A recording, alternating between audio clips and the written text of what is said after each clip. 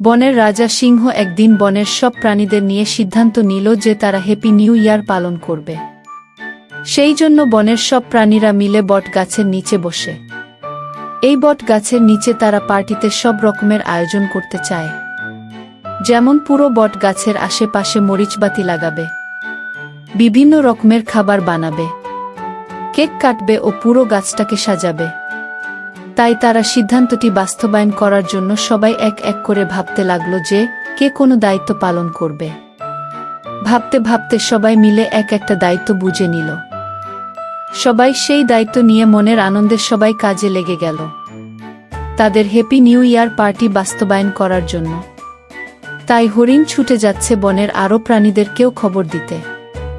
শিয়ালও বসে পড়ল বাজারের লিস্ট নিয়ে। এদিকে পান্ডা তো মনের সুখে গান গাইতে গাইতে কত রকমের ফুল দিয়ে সাজাতে লাগলো গাছের ডালে ডালে। অন্যদিকে বাঘ মামাও কম নয়, মরিচাবাতি লাগানোর দায়িত্ব নিয়ে মনের সুখে এক এক করে ডাল পালে মরিচাবাতি লাগাচ্ছিল।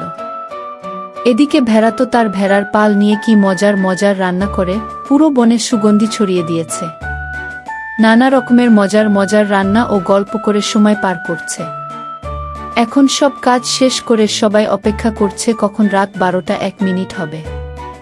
সেই জন্য তারা গল্প করে সময় পার করছিল।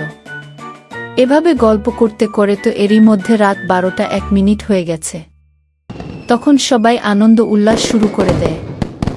এদিকে কেক কাটার জন্য কেকও রেডি। সবাই খাওয়া দাওয়াও শুরু করে দিল। এভাবে সারা রাত আনন্দ করে পার করে দিল। বন্ধুরা, এই থেকে আমরা এটা বুঝলাম যে সবাই মিলে মিশে থাকলে আনন্দ ছড়িয়ে পড়ে সবার মাঝে।